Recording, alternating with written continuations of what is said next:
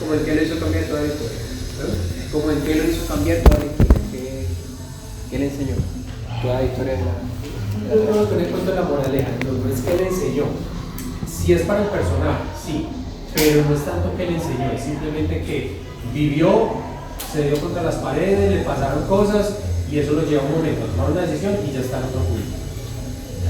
No estoy poniendo otros calificativos de aprendizaje. Siempre la decisión tiene que ser tomada por el personaje, porque afectó toda la historia, o puede ser para el externo que le cambió completamente todo el proceso. De película a película, pero sí debe ser el personaje, porque es como lo que le decía ahora a él, es que si es externo, es externo. Entonces eso, si quieren busquen por ejemplo en internet los 21 tips de Pixar, los que hacen la animación, para construir historias, y una de esas reglas que ellos ponen es algo así como no le dé las opciones a los personajes, que ellos la construyan, porque es como, por decir algo, un ladrón está huyendo de la policía, o un asesino, se va a escapar y se monta un carro y ¡ay! Las llaves estaban aquí. Eso es una solución boba de afuera, no es algo de él, ¿entiendes?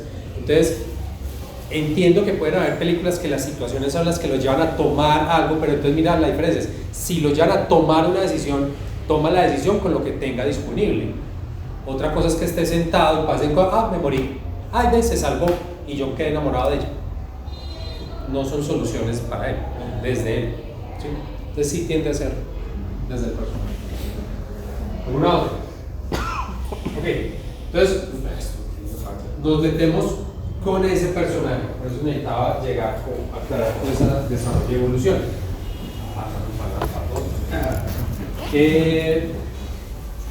Lo que decíamos ahora, en la estructura clásica de Hollywood tenemos un personaje, ¿listo? No tenemos 2, 3, 7. Cuando se da esa estructura, puede pasar también, hablamos de una película coral y puede tener la estructura clásica de Hollywood, pero entonces la va a tener para cada personaje. Entonces el análisis de eso es más complejo, porque serán dos historias mirando sus puntos de giro y demás, porque es coral. Entonces ahí se complejiza, pero inicialmente entonces partimos desde un personaje. Y ese personaje lo hemos identificado en unos rangos, en unas características. Entonces hablamos del héroe, ¿sí? El bueno, y casi que ahí nos quedamos con que es el protagonista, el personaje principal, y no, es errado. Muchas películas, el personaje principal es el villano, ¿sí? Y hay otro punto intermedio que es donde vamos a llegar, que es el antihéroe. Entonces, no se habla casi de héroe. Eso es una figura en desuso para el cine y no de hace poco, de hace mucho rato. ¿Quién es el héroe? Es el que encarna acciones heroicas, es decir, se sacrifica física o emocionalmente por favorecer a otros, ¿sí? Sus acciones son total sacrificio, encarna un sueño, encarna esos ideales, ese gran prototipo de ser humano que no existe por allá, con esos ideales todos nobles, todos bondadosos, y su fin, esa finalidad, ese objetivo que tiene, siempre es noble. Siempre su finalidad, ese objetivo es noble, no hay una doble mirada ahí. Entonces, en el cine clásico, muy clásico, teníamos un poco la estructura de ese héroe, sobre todo porque ese cine clásico fue mucho adaptación de literatura, donde funciona mucho, literatura clásica, donde funciona el héroe. Y hoy casi no lo vemos, hoy en el cine prácticamente no existen los héroes. Esto es de lo más reciente que podríamos ubicar como un héroe. Los Jedi, por allá, y sus códigos, y todos para la humanidad, el universo, la galaxia y más allá. ¿Sí? Todo es en pro de otros, con unos códigos morales muy altos, los superhumanos, pues, esa visión por allá arriba. Otro 3/4 de lo mismo es Superman. Superman es tan bobo, no nos gusta. Es que es un héroe real. Y con superpoderes, además, no le vale nada. Tienen que traer un Superman de otro galaxia, otro mundo, para poder ver si le hace cosquillas. Porque es que aquí ya lo solucionó todo. O sea, tampoco. Por el otro lado tenemos entonces al villano. El villano siempre lo hemos puesto como el antagonista del héroe, el que trata de impedir que el héroe conquista su objetivo, el que le está poniendo las trabas, el que está a toda costa impidiendo el camino del héroe. Es una maldad psicológica o física. En el cine clásico teníamos más cazadores, depredadores, asesinos. Luego eso fue evolucionando y ya son más villanos psicológicos o mitad y mitad, trastornos psicológicos con acciones de cazador. Podría haber un villano que no sea antagonista. Exacto, a eso digo. En House of Cards. Exacto, donde vemos que el malo es el que lidera, y entonces por eso no hablamos que el personaje principal de la película es igual al héroe, no. Personaje principal. ¿Es el que aparece más? Bueno, es el que aparece más, no porque sea héroe. ¿Sí me va a entender? El personaje principal no es porque sea héroe, porque puede ser también villano, o lo que vamos a ver ahora, el más potente. Entonces sí, el villano puede ser mi personaje central. E igual tiene otros antagonistas. En el caso que vos planteás, no es un villano, vamos a ver por qué, pero sí tiende mucho a ser a lo malo. Y sus antagonistas principales, más o menos hasta la tercera temporada, fueron héroes, fueron gente buena, ¿sí? Después eso se traspelotó todo y ya son otros villanos más villanos y otros intereses. Entonces juega esa idea de que el villano no necesariamente es el antagonista en ese sentido de que se para al frente a pelear. ¿Vieron esta película? Misery. Misery. Es un villano, una villana muy villana, pero que era la enfermera, la buena gente, la que lo cuidó y terminó siendo una cosa macabra. Las pocas películas donde saltaban y lo sale así. Pero ahora con Ma no pasa lo mismo. ¿Con Ma? Es con Olivia Spencer, me parece. ¿Cuál? Olivia Spencer. Pero ¿cuál? Ma es la película de Ma, se llama así. Esta cartelera. Está recién salida. Ni idea, no la he visto. No sé. Y resulta que la figura en medio es la que termina siendo la más potente para la narrativa, y es el antihéroe. ¿Qué entienden por antihéroe? El que no es el típico que quiere salvar al mundo, que quiere ser perfecto, que de hecho hace cosas antiheroicas, pues, lo no esperado, lo no correcto. Okay. Yo tenía que leer como pues alguien que puede tener un objetivo noble, pero los medios que usa para llegar a él son como cuestionables, moralmente cuestionables. Walter White Y ya. en Breaking Bad es el antihéroe, ¿no? Ustedes me dirán. Y ya, solo eso. El antihéroe surge en los años 30 para el cine, en un movimiento muy importante, es de los más importantes para el cine, que es el cine negro, y fundamenta, impacta profundamente el cine en esa estructura del antihéroe. ¿Por qué? Porque es lo más parecido a la naturaleza humana, y es donde más nos hemos identificado. Yo me he identificado con Superman, yo me he identificado con Batman. ¿Sí? Lo que dijiste pero es la mitad. Es decir, es el personaje que tiene un fin noble, pero tiene acciones viles para conseguir ese fin noble, o viceversa. Esa es la otra mitad. Alguien que tiene un fin vil con acciones nobles. Entonces, ¿qué quiere decir? Que son personajes que tienen un pie, mitad bondad, mitad cosas carismáticas, y la otra mitad de su ser oscuro, egoísta, parado desde otro punto. En términos prácticos, ¿eso qué es? Un ser humano. Sí, es un ser humano. No, ya te dije, esa es la estructura clásica, es el héroe y el villano. Anakin o Bueno. Darth Vader es villano, malo, no tiene bondad. Después se lo se lo tuercen, pues, y ay, si eres mi hijo y te perdono, es villano. Por lo que ya voy a explicar. En términos prácticos, ¿qué es? Yo le quiero regalar a mi mamá una casa, que toda la vida ha luchado por mí, se ha sacrificado. Yo le voy a dar una casa a mi mamá, y para eso mato a 10, consigo la plata y le doy la casa. Fin noble, vías civiles, o viceversa. Voy a crear una fundación que trabaje por el medio ambiente, voy a establecer unos canales de donación que beneficien mucho a las empresas, que me empiecen a llegar las donaciones y yo me embolsillo el dinero. Fin bill con acciones nobles. Ese es el antihéroe. Se paran uno en otro lado, estoy poniendo los casos extremos, pero es que eso somos, como nosotros todos somos egoístas, todos tenemos ese lado sombra y todos tenemos bondades y ese lado altruista. Entonces, por eso este arquetipo funciona muy bien, genera mucha empatía. Vamos a ver, somos eso, no somos blanco, no somos negro del todo. Y en medio de la construcción del antihéroe hay un punto muy importante. Cuando el antihéroe se construye, empieza su camino en la historia de la película hacia el final, o de la mitad hacia adelante, siempre sucede algo con el antihéroe que es vital, y es la redención. Todo antihéroe busca una redención, porque sabe, o se le despierta en algún momento, la búsqueda de que lo perdonen por ese mal que ha hecho, porque al final él sí quería lo bueno, o viceversa, pero siempre hay una redención. Cuando no hay redención, es villano.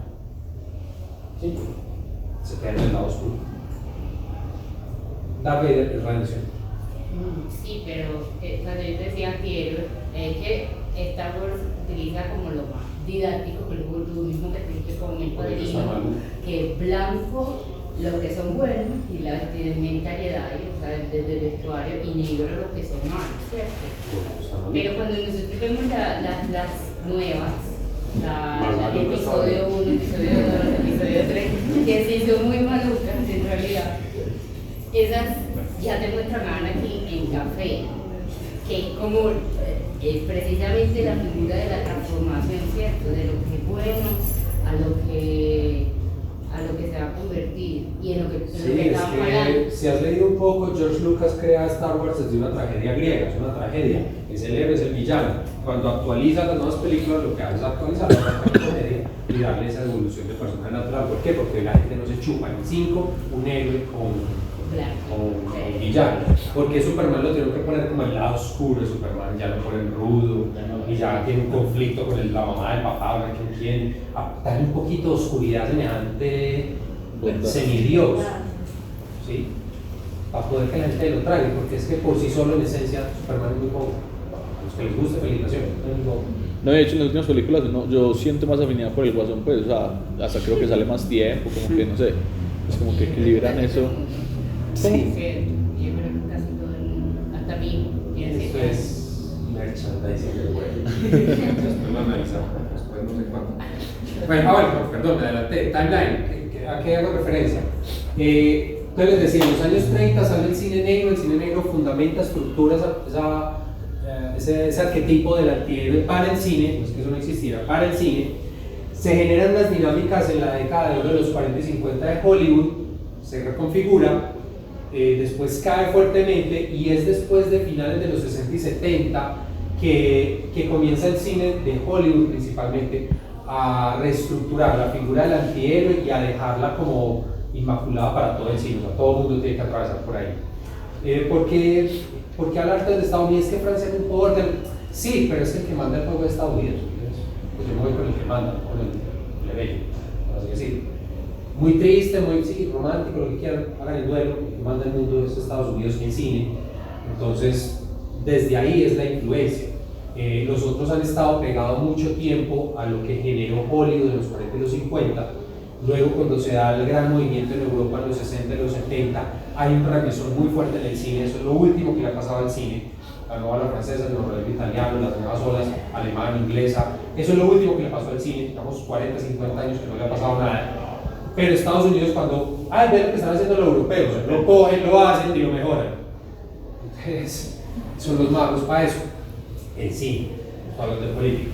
Entonces, cuando llega esa estructura del antihéroe, ya esa reconfiguración, por ejemplo, las películas de acción nacen en los 70 propiamente.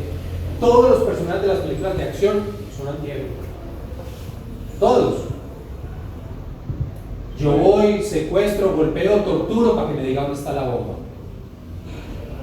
Porque está en una escuela de niños.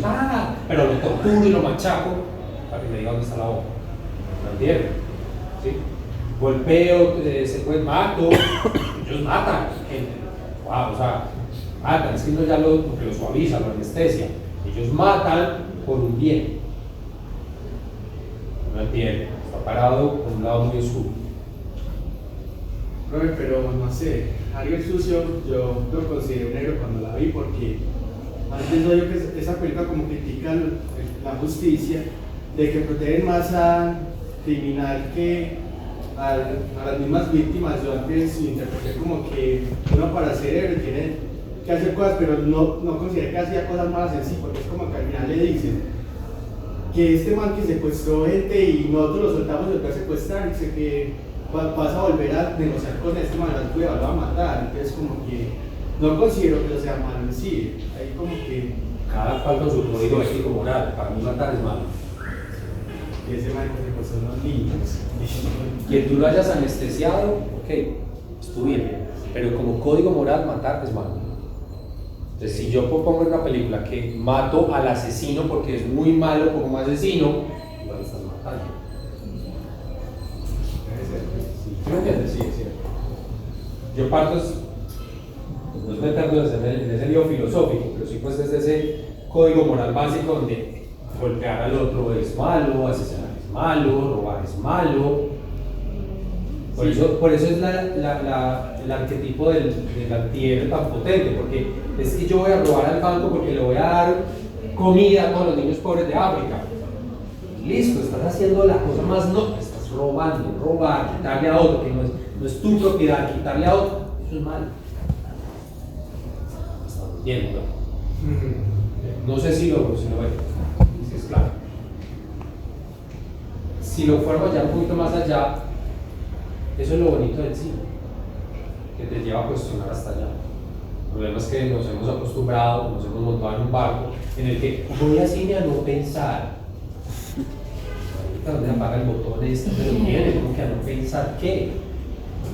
Uno siempre está pensando, uno debería estar pensando en cine porque te están metiendo un montón de información y no es de gratis. Entonces, ahí más bien la pregunta es por qué anestesié la muerte conveniente. Psicosis, ese es otro tipo de antihéroe que es el bondadoso, el buen hijo, el que cuida, pero termina asesinando, pero porque tiene un trastorno psicológico, o a todo un mundo, todo un cosmos adentro de ese tipo.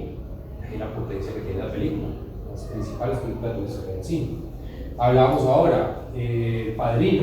El Padrino es desde fin noble con acciones viles, porque claro, son asesinos, trafican, son malos, pero tienen un código de honor muy claro, los valores de la familia, el respeto por la palabra, un montón de cosas que es muy potente. Entonces claro, aquí y allá, aquí y allá. Entonces el cine se fue girando, fue evolucionando a construir ese arquetipo y ya, simplemente eso se inunda. ¿Dónde no vemos un antihéroe en las películas? Todo es un antihéroe. Reservoir Dogs, el policía encubierto tiene que consumir cocaína para poder seguir encubierto, pero tiene que matar y robar por los otros para que no les culpen. Y los otros, porque quieren dinero para ayudar a la mamá, a la hermana, esposa, no sé quién. ¿Entiendes? La misma estructura, una vez. Batman lo decía ahora, ¿por qué Batman termina gustando por encima de todos los personajes de DC? Es un antihéroe, es un vigilante de la noche, golpea, tortura por el bien de cuidar a la ciudad gótica. Pero tiene claro su conflicto y su lío, y no mato, y por allá cuando mató casi se mata a él, y el trastorno, pero es esa oscuridad, carga esa oscuridad. Todos los otros de DC son muy blancos, no generan conflicto. Y la gran diferencia con los de Marvel, porque porque Marvel siempre, desde que nacen, todos son antihéroes, todos tienen la estructura. Pues claro, por eso esos personajes calan muy fácil. El que no le gustaban los cómics, pero empezaron las películas, qué chingo películas. Está clara la articulación. 9 reinas, se la vamos ahora. 2 ladrones de poca monta. El personaje principal quiere dinero para ayudar al papá que está en la cárcel, pagar un abogado para sacar al papá de la cárcel. Hay una estructura, es en lo simple, en lo dramático, en lo muy, en lo poco, el antihéroe está presente. La cosa fue cuando llegó a la televisión, cuando migró del cine a la televisión. Ahora, en los años 70, la televisión, el sitcom americano era muy light, muy suavecito. Esa comedia boba americana, con chistes pendejos, todavía pegados del tortazo, una comedia muy simplona. Hacia mediados y finales de los 70 empezaron algunas comedias con chistes homofóbicos, chistes racistas, ¿sí? Y ni siquiera los personajes principales, sino personajes secundarios que sacaban el chispazo. En ese momento todavía se podía, era políticamente correcto burlarse de los negros, los maricas, ¿sí? Entonces hágale. Y funcionaba, pero era así, muy aislado. Y en los 80 la televisión americana empieza a engrosar, a fortalecerse como industria muy fuerte, y empiezan a coger muchas cosas de esa narrativa cinematográfica, pero de una manera muy instintiva, no muy pensada, no muy orgánica. Y empiezan a salir cosas atípicas, muy fuera del paradigma. ¿Alguien ha visto esta comedia? Lo han repetido más mucho. Pasados con eso. Married with Children. Acostúmbrense a los títulos originales. Luego pasan las maravillas. Married with Children es del mismo creador de Modern Family. Two and a Half Men y The Big Bang Theory. Ya, Charlie Sheen. Ese man está retostado, ese man es buenísimo, de irreverencia natural ante la vida. Y alguna vez viendo un documental del tipo, él contaba cómo surge su propuesta de yo quiero mostrar, burlarme de ese prototipo de la familia americana. Si esa familia feliz, carro, casa, beca, que todo, me quiero burlar de ese prototipo de familia americana. Y nace Married with Children. Para los que no la vieron, él es el papá, Al Bundy, fracasado. Su mayor logro en la vida es haber hecho un touchdown en la secundaria. Misógino, trabaja en una tienda de zapatos femeninos. Solo le interesan las stripteaseras y beber cerveza. Odia profundamente hacerle el amor a su esposa.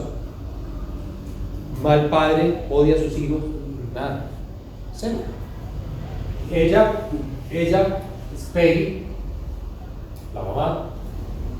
Es una mezcla como entre señora fodonga y grilla. Se gasta todas las tarjetas de crédito, no le importa el dinero, mala madre, no sabe cocinar, no sabe arreglar la casa, no le interesan las tareas de los hijos, no sabe nada de los hijos, solo gasta plata, vestir, ahí no está, con animal print, todo billudo. Para que me entiendan la potencia de ese personaje, ellos cuentan que se montaron en internet, el mundo existía sin internet, y a ellos les llegaban las cartas físicas de los fans, ¿sí? Entonces todos recibían su paquete. La que más recibía, que recibía un costal, era ella, de cartas, y la gran mayoría de las cartas que recibía era de presidiarios. Mami, cuando salga yo me caso con usted, usted lo más inspira. Vea, tengo el póster aquí en mi celda. Ese es el prototipo de mujer, ¿listo? Antiheroína. Ella era Kelly Bundy. Bruta, re bruta. Y puta, re puta. Se acostaba con toda la secundaria y era bruta con toda. Pero, o sea, no matizado, o sea, era asquerosamente bruta. Y él era Bob, el hijo nerd pajizo.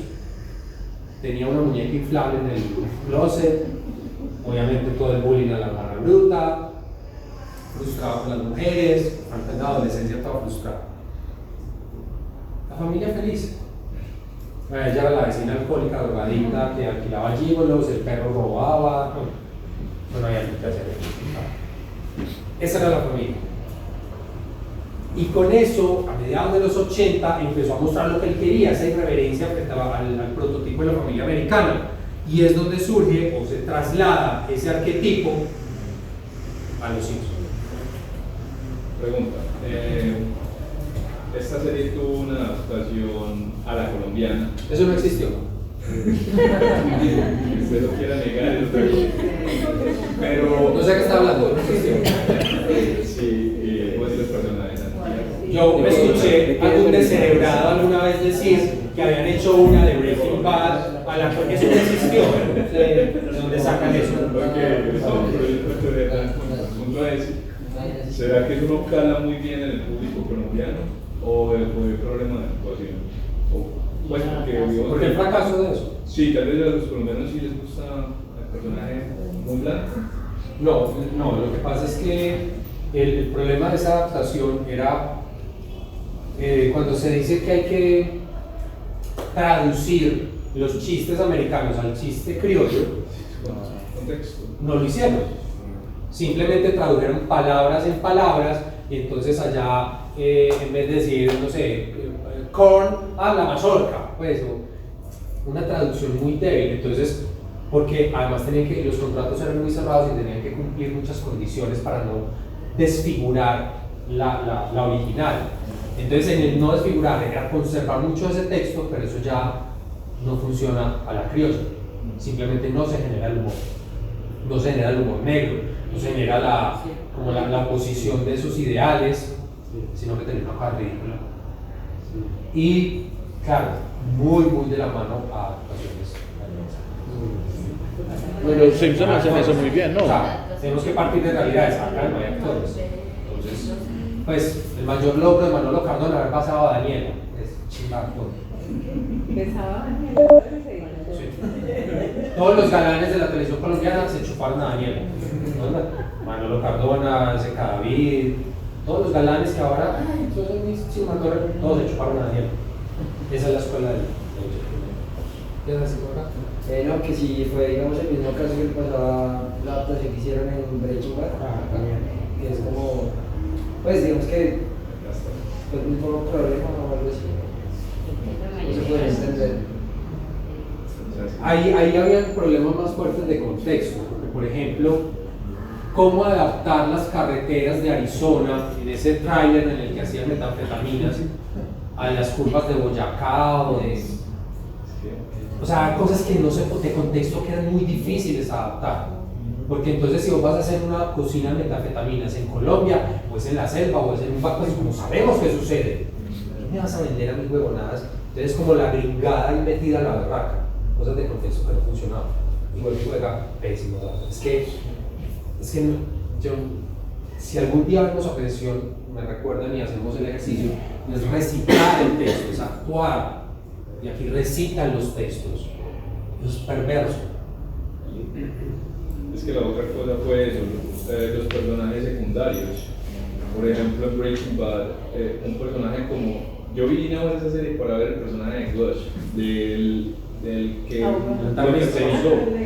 Y realmente era una persona que no daba absolutamente nada de miedo, pues ni expresaba nada de su actuación. No sé, eso no existió.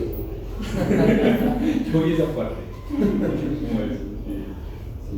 Pues es más, mi pregunta para ti sería: ¿para qué gastas neuronas en eso? ¿Qué gastas tus neuronas? Para decir eso. Y volvemos porque hacer esas adaptaciones y digamos que ya se saben, ¿no? Se supone que son expertos haciendo como esas. Porque nada está escrito y todo es válido, porque podría funcionar. Porque el dinero todo vale. Porque la de los médicos medio funcionó. Claro que sí, yo creo que lo pasaron a ¿Cuál? la novela de serie. Una de los médicos que hicieron el IA. RCN, como hicieron un IA, pero no sé cómo se llamaba tanto. Ya, pero no Sara era. Meneses. Sara Meneses. Pero no era la de. La RCN. La Grey's Anatomy, ¿no la hicieron también aquí? La Grey's Anatomy. Ah, ok. Creo, no sé, yo no me he visto. Pero medio funcionó más A porque ver. tenía como más. Pues yo no te leí. novela, pero sí. Entonces migra de Marvel y Silver el arquetipo, pues o esa figura, ese imaginario, a lo que conocemos como los Simpsons y se convierte en un ícono pop contemporáneo. ¿Qué es Homero? Mal padre, mal trabajador, borracho, pero que no le toquen a Marge. Ama profundamente a Marge. Responsable, que le pega a los hijos, que ni se acuerda cómo le llaman, pero siempre es la responsabilidad de la familia y velar por eso. El antihéroe, ¿sí? Y cada uno de los personajes hace unos recorridos más o menos, sí, esto es todo lo mismo, la misma figura. Entonces eso fue metiéndose en la televisión, en el sitcom, y empezó en los 90 una oleada de sitcoms muy fuertes, donde la estructura principal era esa. ¿Alguien vio Seinfeld? Sí. ¿De qué trata Seinfeld? Ellos lo definen como la serie que no. De nada. 10 años de nada. Sí, cuatro tipos. Nada, pues, o sea, que me dijera, no sé, es que la familia de un tipo, no, es que esto no eran familia, eran amigos, no eran vagos porque trabajaban, pero eran malos trabajadores, engañaban a la gente, robaban, consumían drogas, eran múltiples parejas, ¿no? Polígamos. O sea, eran de todo. Polígamos. Y a la gente le encantaba. Yo no fui muy fan de la serie, realmente nunca me atrapó, perdón, del sitcom, pero me gustó mucho el cierre. Vieron los dos últimos capítulos largos, que fue un juicio y llevaron a todos los actores, a todos los personajes que habían engañado, tumbado, les habían hecho algo malo a lo largo de 10 años, le hicieron un juicio a estos y ellos terminan en la cárcel. Eso es muy potente, o sea, no hay recompensa, realmente te vas a la cárcel. ¿Sí? Will and Grace, de la reboot, la volvieron a sacar el año pasado. Yo sí la he visto, yo me quedo con la de los 90, no me interesa. Esos reboots tienden a ser muy malitos. Pero no, ha salido bueno con buenas críticas. A mí me ha gustado. No me nace. Pero creo que se volvieron, qué pena, muy políticos. Entonces es muy bacano porque hacen mucha crítica política contra Trump. Es que eso era lo que no quería ver. Okay. Pero no, es que esa no es la magia de la serie. Es que por si echarle un remake ya no está No, pero no es un remake. a mi parecer. No es un remake. No es un remake, es un reboot, es una o sea, arrancan 10 años después la vida de ellos mismos. Es como la evolución. Pero tenía que pasar una evolución. A eso voy. En mediados de los 90, todo el mundo gay todavía era underground, eso todavía estaba saliendo del closet. Y en Estados Unidos no era todavía fácil, y menos hablar en televisión de homosexualidad. Entonces, ellos dos vivían juntos, pero era como por un acuerdo, yo no me acuerdo por qué, como una cosa de los papeles, pero no por papeles, no eran migrantes, pero tenían que vivir juntos por algo. Entonces, ella era promiscua, muy promiscua, parrandera, irresponsable con el trabajo. Él era muy marica y exitoso.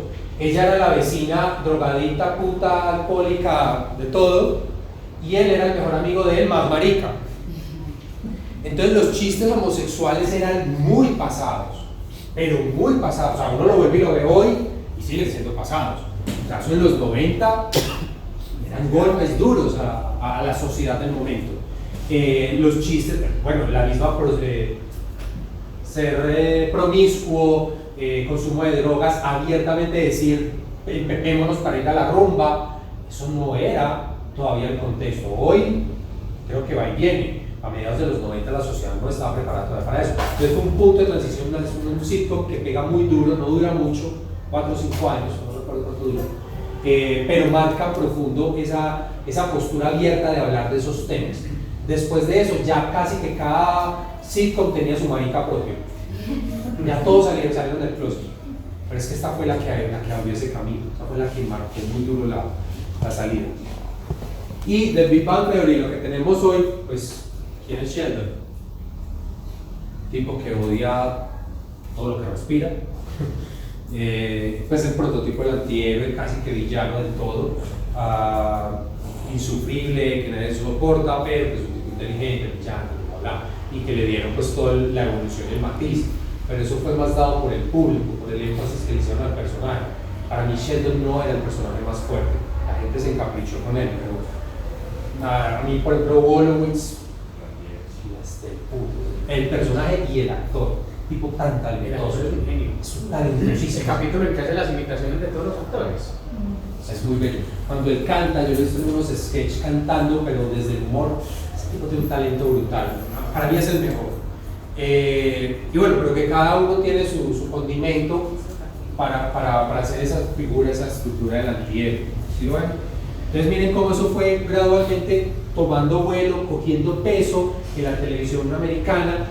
Eso se esparce por el mundo, por eso digo que son los que demandan, porque todos, ay, ¿qué hicieron allá? Entonces acá lo copiamos. No estoy hablando solo de esas copias, sino tratamos de reproducir ese modelo. Entonces se hacen esas adaptaciones. Cuando ustedes miran lo que se hizo mediados, finales de los 80 en la televisión colombiana, es la estructura de nuestro antihéroe. Es la mejor comedia de la televisión colombiana. ¿Cuál? No. Esa fue en los 90. ¿En qué época? Finales de los 80. Chinche. Chinche es la comedia colombiana. Y si tienen la oportunidad de volverla a ver, no le pasa el tiempo. No le pasa el tiempo. Sigue siendo vigente. Esa marcó un punto importante también, es cierto, más desde la familia. Lo que pasa es que ahí la figura del arquetipo como figura no era tan potente del antihéroe, pero funcionaba, ¿sí? Y tenía muchas de esa idiosincrasia rola, muy del interior, ¿sí? En cambio Don Chinche era más universal como plot. Yo tuve el honor de trabajar en algún tiempo con el creador y el que escribió 10 años Don Chinche, de una Spanish. Para mí es el director que mejor ha leído la idiosincrasia colombiana, y él explicaba eso, es que Colombia es muy difícil por la diversidad de regiones, englobarla en un mismo producto, entonces había que hacer de regiones personajes. Entonces Don Chinche tiene el costeño, el pastuso, el paisa, el bogotano, tiene la mezcla y no la caricatura, que eso es el otro elemento importante. Cuando uno ve el paseo, yo no lo he visto, pero supongo, es la caricatura del paisa. ¿Sí? Eso ya no es el arquetipo, sino el cliché, la caricatura arrastrada del paisa. Mientras que en Don Chinche, si era el arquetipo, era el paisa, Ave María, arrastrado, culebrero, pero también con sus debilidades, con su familia, le crean el piso al personaje. Esa comedia es muy potente. Y luego, dejémonos de vaina, estaría NN, otro típico antihéroe, y después estaría Romeo y Zeta también es de Don Kuzmanic, es herencia de, porque el paisa nace en Don Chinche y le hacen el spin-off a Romeo y Zeta, y tanto el paisa como el papá de la familia. Yo me llamo Epaminondas Dastuta, se me pone la boca redonda de decir oro. Esos personajes nacen en Don Chinche, es el spin-off, consecuencia de que es también de Don pero había otra comedia, no recuerdo. Pero bueno, el ejemplo es ese. Nosotros copiamos lo que hacen los gringos, a nuestra manera, buena, pero es consecuencia de lo que sucedía por allá arriba. Y hay un punto donde a principios de 2000 esa estructura migra, va a las series de televisión. No es antes. Antes las series de televisión americanas, recuerden, eran un capítulo cada semana y era básicamente un héroe haciendo cosas. MacGyver, el hombre nuclear, los magníficos, y eso que diría que son muy antihéroes, pero el antihéroe es impuesto desde afuera, ellos nunca son antihéroes, ellos siempre son, porque incluso para generar violencia no generan violencia. Ellos hacen explosiones que no hieren a nadie, sino como distractores para rescatar, para solucionar. O sea, los magníficos no terminan siendo antihéroes. No hay muertos en los magníficos. Nunca hay muertos. MacGyver lo mismo, Hombre Increíble, el Hombre Nuclear, no sé. Y eran capítulos de 1 hora donde empezaba el conflicto, desarrollaban, solucionaban el conflicto y ya, vámonos, a otra ciudad, otro pueblo, otro personaje, al siguiente capítulo. Eran totalmente independientes entre sí. Entonces, si uno se lo perdía una semana, que embarrada, pero la otra semana leía el otro. No había libro. Las series hoy no son así. A principios de 2000, empiezan a surgir series. Obviamente no voy a hablar todas, solo hay algunos ejemplos de esa idea. Una de esas primeras que golpea muy fuerte son Los Sopranos. Dicen que es el gran quiebre en las series. Sí, es la que abre, es la apertura de entrar el arquetipo, el antihéroe, y parado como el capo, como el padrino que veíamos ahora. Traficantes, asesinos, pero la familia, el honor, la lealtad, es desde ese punto. Y entra como personaje en esa misma estructura del capo. Y si me va a acabar la voz aquí gritándole la música. Es esa estructura del capo, la familia, y empieza a suceder algo muy particular, un fenómeno que no se había visto, y eso que acabamos de mencionar, es darle continuidad al personaje. Es empezar a hablar que el personaje, ay, le pasó esto en este capítulo, y lo retoman 3 capítulos después, y ay, wow, y eso hizo que hiciera ahora esto, y esto lo lleva a tomar otras decisiones. Y entonces empezamos a ver cómo los personajes en ese entorno de las series van creando estructura. Eso no lo teníamos. Un MacGyver era el chico ingenioso que resuelve todo así con las manitas creativas, y ya. No sabíamos de su infancia, no sabíamos qué le dolía, qué le daba miedo. Pero mira que, por ejemplo, MacGyver, el final, la última temporada del MacGyver viejo, intentaron darle eso. Sí. Entonces intentaban irse a cuando había perdido la memoria, a cómo era antes de perder la memoria, esas recuperaciones, pero solo fue al final. Igual con Los Magníficos, al final cuando... Los Magníficos, igual, todos hacia el final. ¿Por qué? Porque fue el último recurso cuando la serie estaba agotada. Cuando ya empieza a perder esa sintonía. ¿Qué buscamos? ¿Qué tal? Y empiezan esos recursos, pero aún así ya era la salida. Y cuando volvían a salir otras series, no veían eso como recursos, sino la fórmula conocida de un personaje de capítulo cerrado. Esto empieza en los 2000, y entonces darle esa vida al personaje, que el personaje empiece a tener miedos, dudas, decisiones, no por un capítulo, sino que aquí le siembran algo, y es por allá en 2, 3, 7 capítulos más allá. ¡Ay, marica, es que es por acá! ¿Sí? Eso es muy distinto. Y Andrés, eso no es como dice la telenovela. No. ¿Por qué? Porque la telenovela también tiene ese hilo conductor, no. Pues Sí, pero es otra estructura. ¿Es cuál? El personaje no crece en la novela. En la serie sí. Por ejemplo, en la novela no se le da el gusto al personaje de que cambie de rumbo, por decirlo así. En una serie se puede volver villano, se puede volver cualquier cosa. En cambio, en la novela es un personaje de su plano, está así determinado desde el principio hasta el fin. Estados Unidos tiene una una de las café, por ejemplo, Betty, tiene esas evoluciones. Yo creo Estados Unidos tiene uno de los récords más impresionantes en telenovela, que es Dinastía. Dinastía duró 25 años. Burrada.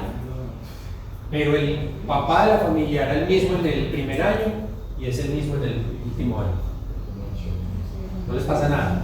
Las telenovelas, la estructura de la telenovela viene de la tragicomedia.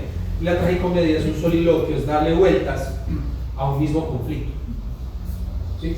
Entonces ellos se quedan dándole vueltas al drama y vuelven y te lo reinventan y meten un personaje nuevo, otro por acá para que alimente la cosa, pero está pasando lo mismo.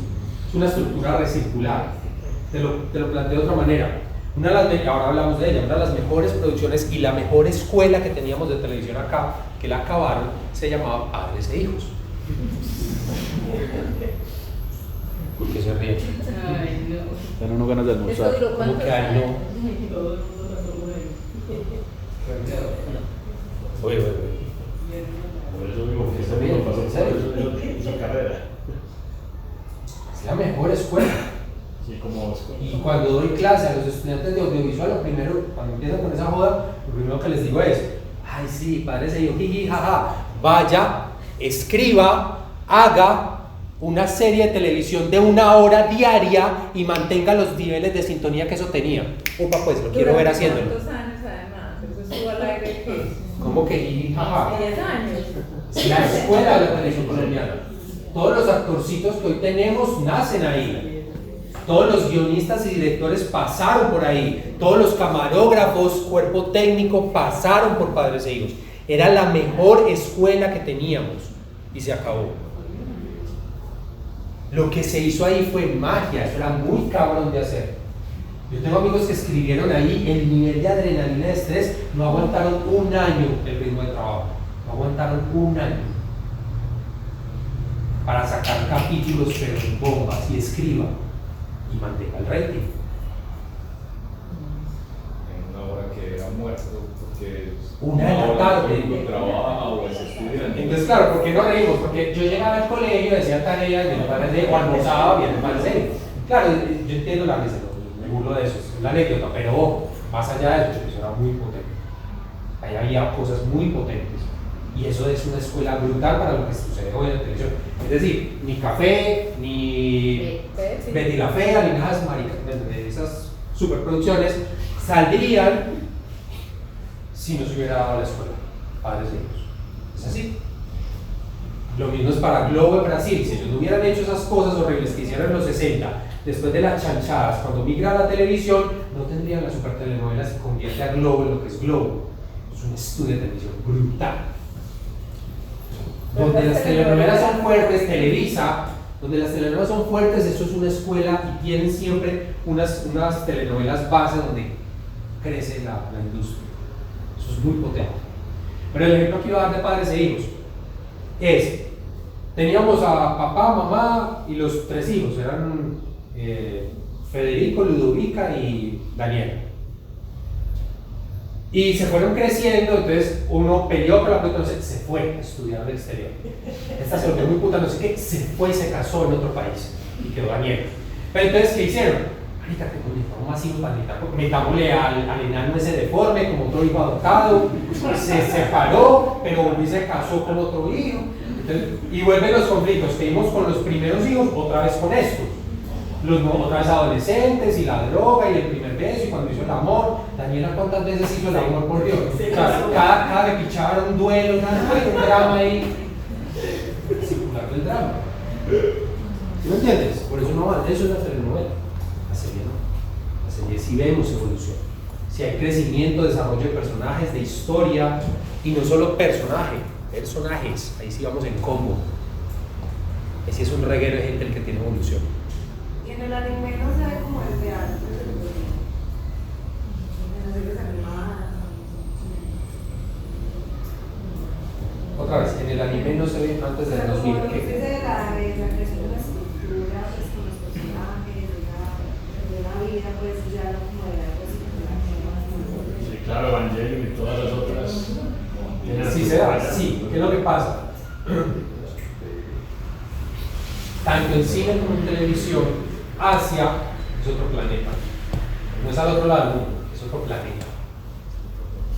Y Estados Unidos se encarga que se quede en otro planeta.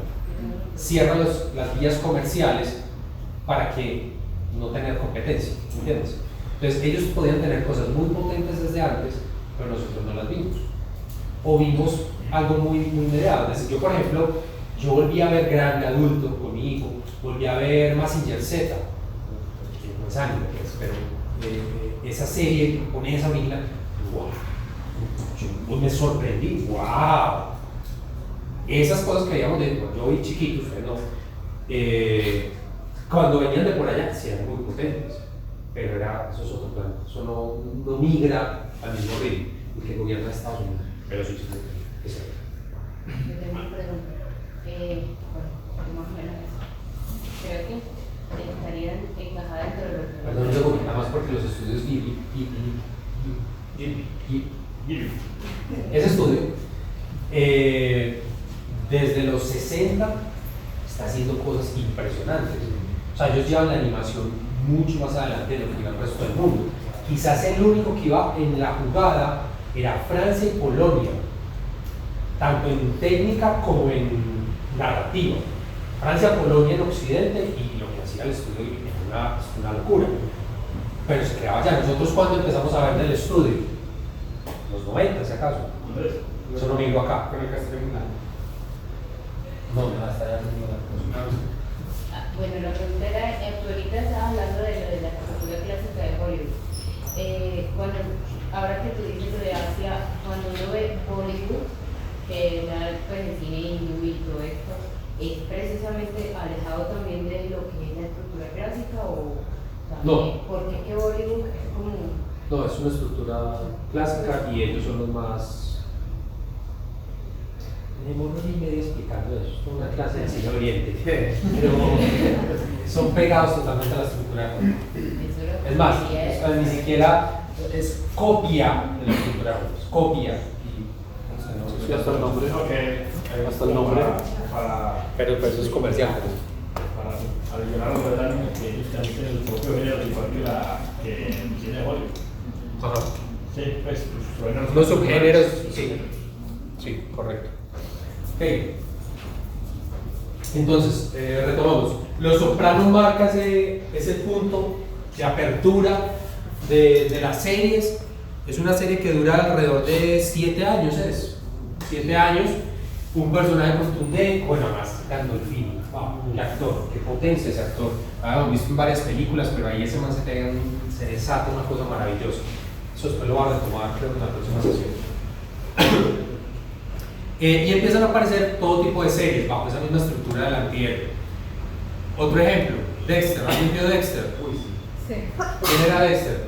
Dr. Jekyll y Mr. Hyde, algo así. ¿Quién era Dexter? Un asesino en serie. Él era un médico. Le falta algo. Muy lindo. Sí, claro, vinimos a hablar de la belleza de las series. No, muy lindo por dentro. No, él era lindo por dentro, él escondía, o sea, él nació muy bello, como su consciente sale. O sea, un asesino en serie de asesinos. Yo lo quería bello, mucho. hermosa persona. Un limpiador social hermoso. Yo lo quería. Él era malo de corazón, el papá lo enseñó a matar, pues a escoger víctimas que podrían ser moralmente menos dañinas que las matara para la sociedad, pero él era malo. Calculador, ¿cómo se dice? Cuadriculado, o sea, sumamente obsesivo. O sea, un asesino de los feos. Pero como eran malos, o sea, los que mataban eran malos. No importa tanto. Que hablamos ahora. Como era una limpieza social, eso no sobra. ¡Wow! ¿Y duró qué? 5 años. No, Y ojo. Las últimas 4 fueron una mierda. No, sobre todo la última. No, yo de ese no fui muy fan. Pues creo que duró 5 años. No, 8. ¿8? Sí, sí, Está largo. mucho. Corroboremos datos. Pero no Está fue largo. temporada. Pero lo otro que también, que por qué la traigo, marca un punto muy alto, es excesivamente violenta en lo visual. Hay capítulos sangrientos de sangre chorreando por la pantalla. Había que hacerle así el control cuando uno lo apagaba. Eso no es malo. 8 años. Eso depende de usted, cada quien.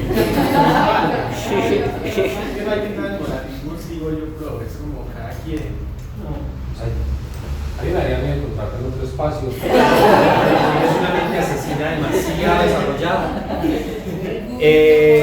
No es de gusto. A mí me gusta, pues yo tengo problemas con ver películas sangrientas y con la cabeza, no me gusta. Pero más de gusto es, el cine tiene un filtro natural de públicos. Es decir, los niños no acceden a eso. Puede ser para niños, pero es que la televisión así no va a ser así. Y el prime time tiene para niños. Es que la televisión no tiene ese filtro natural. El filtro natural son los peores, los papás. Ahí va el niño que lo pide la televisión, está preocupado. Entonces ese acceso fácil a esa violencia excesiva, a mí ahí sí me cuestiona.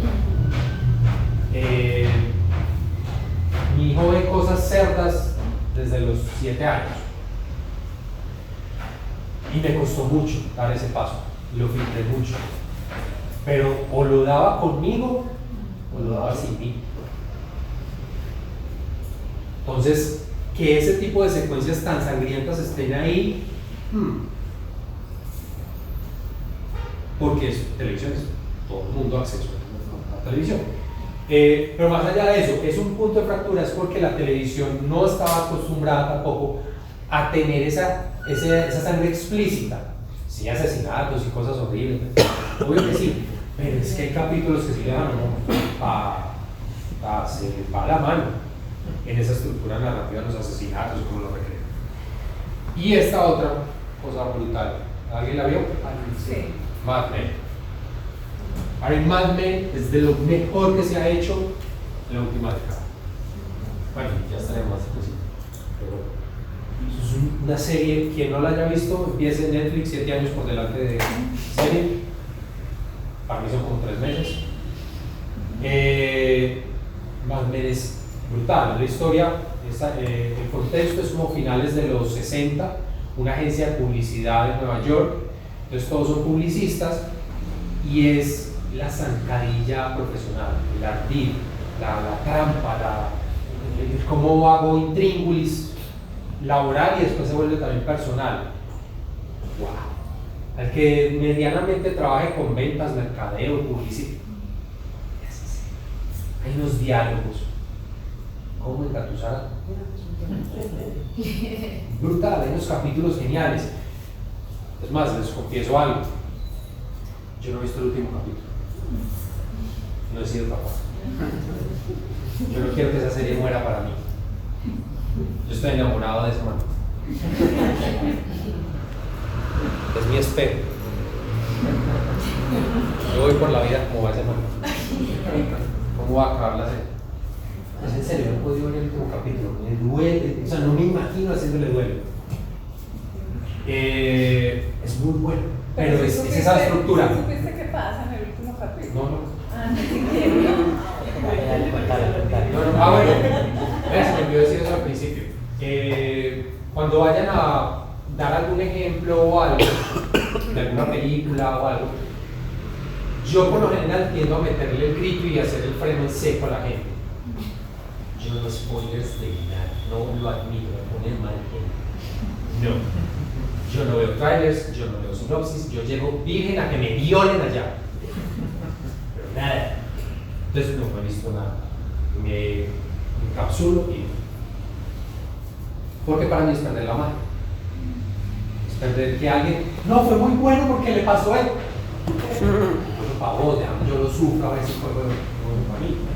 Pero bueno, pero es una serie desde otro punto de vista, psicológica, de estructura de personajes, de tramas entre los distintos personajes, eran muchos en la agencia, entonces hay temporadas que salen unos adelante, son otros, pues protagónicos, salen otros, en fin, es muy potente. Y son 3 ejemplos, pero sabemos que nos hemos inundado más o menos de 2010 para acá, una oleada muy fuerte, todo tipo de series, de propuestas narrativas, tipos de personajes y demás. Vamos a tratar de, uno, quería traer es la importancia del arquetipo antihéroe, como migra a la televisión y se instaura, y ya está instalado. Y lo que vamos a seguir viendo es entonces como las series de televisión se están alimentando de otras estructuras que no son naturales de la televisión. Así como cogieron el arquetipo del guión, el arquetipo del personaje principal de un guión cinematográfico, están adoptando otras cosas. Y eso está generando, tiene unas consecuencias muy importantes en la televisión que vemos hoy. Entonces, para el que sea muy teleadicto, y no, lo mío es en la televisión, yo ya suerte el cine, pues lástima, está cerrado. Ahora es cuando más hay que ver cine para entender la televisión que estamos viendo. Y para el cinéfilo que no, yo puedo ver televisión, te estás perdiendo. Hoy no, la próxima sesión vamos a empezar a navegar esa fusión y ese punto indeterminado en el que estamos caminando hoy, televisión y cine. ¿Estamos? ¿Preguntas, dudas?